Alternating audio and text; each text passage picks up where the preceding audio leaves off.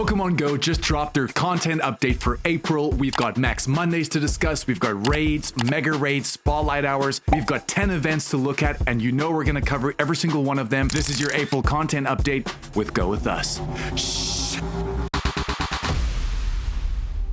Kicking off with Max Battle. These Dynamax Pokemon are going to be in Max Battles from the 31st to the 7th of April, which is going to be Squirtle, Krabby, Chansey, Scorbunny, and Squavette. From April 7th to April 14th, we have Caterpie, Machop, Drillbur, Wooloo, and Phalanx. From April 14th to April 21st, we have Machop, and we also have Passimian in there. This is going to be our Dynamax Pokemon debut for this month, and we also have Phalanx joining in there. From April 21st to April 28th, we have Dynamax Squirtle again, Krabby, Chansey, and Sobble. And from April 28th to the 5th of May, we have Charmander, P-Dove, Cryogonal, Wooloo, and Phalanx. And speaking of Max Battles, let's go straight to those Max Mondays now. So on the 31st, it looks like Scorbunny is going to be available there. On April 7th, they've got a sweet Dynamax Monday alone for Passimian, which is awesome. We have D-Max Wooloo on the 14th, Sobble on the 21st, and Phalanx on the 28th. And 5-star raid battles from March 31st to April 9th, we have Tapu Lele. And remember, that is going to come with the Nature's Madness, very similar to what Tapu Koko did last month. From April 9th to the 21st, we have Blacephalon and Stakataka coming back. And just remember, if you want to raid Blacephalon, you need to be in the Western Hemisphere. And if you want to raid Stakataka, you're going to need to be in the Eastern Hemisphere. But a big pull here is that this month they are releasing the shinies for Blacephalon as well as Stakataka.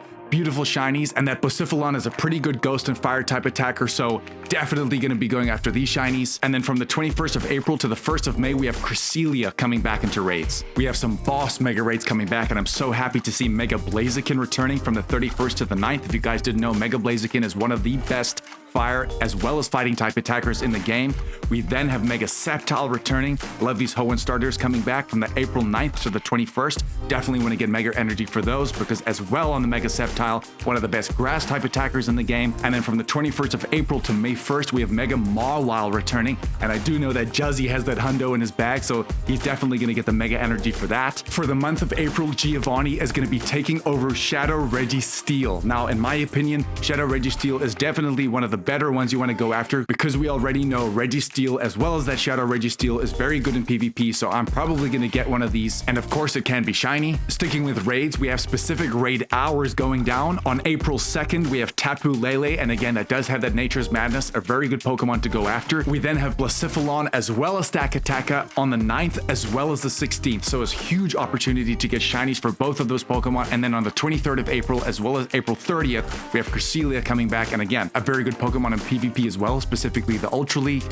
Moving on to those Spotlight Hours now. In my opinion, this month is looking really good in Spotlight Hours, kicking off with April 8th, which is going to be Metatite, and that's going to be 2 times Transfer Candy. Definitely go after the Metatite going into Medicham, a very good Battle League Pokemon, but more than that, it's Mega Medicham is a very good Pokemon to have to collect candy as well as XL Candy because of that fighting and psychic typing. You then have Fomantis coming on April 15th, which is going to be a 2 times Evolution Hour. Another massive Stardust Hour is coming in on the 22nd of April. We have Morlul Spotlight Hour. Make sure to tune into that, and I think we're even going to release a short to really detail how powerful those hours can be. And lastly, we have Abra on the 29th, which is going to be a 2 times Catch XP Hour. And again, Abra is a great Pokemon to go after because not so much in the Battle League, but that Mega Alakazam is one of the hardest hitting attackers in the entire game. It's very glassy, but it literally has, I think, in the top 10 highest attack stats in the entire game. I don't have that hundo, and I don't even think I have that shiny, so I may even stream that as well. Tune into that.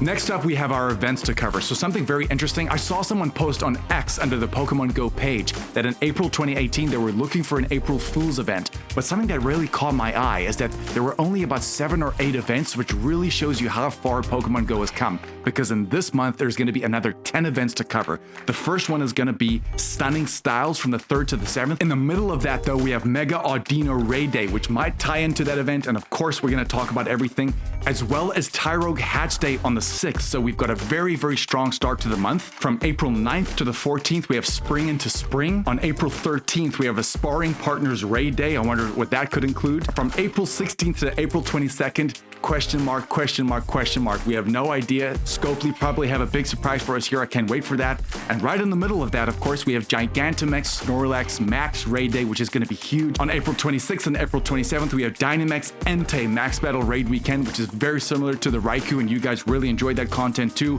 And on the 27th, we have April Community Day, which of course yesterday was announced to be Vanillish, which of course is going to eventually go into that Vanillex, a really good Pokemon. And I have a feeling in PvP it may do a bit of work, but who knows, even as a budget type raid attacker. And I must say, this Pokemon definitely is a fan favorite and really good shiny too. Guys, that is the entirety of April. We've really packed it into one because we're gonna kind of detail everything as we progress through the videos. Love you guys for being here. Make sure to smash that like and subscribe button. Appreciate you all. Go with us. Let's grow this together, baby.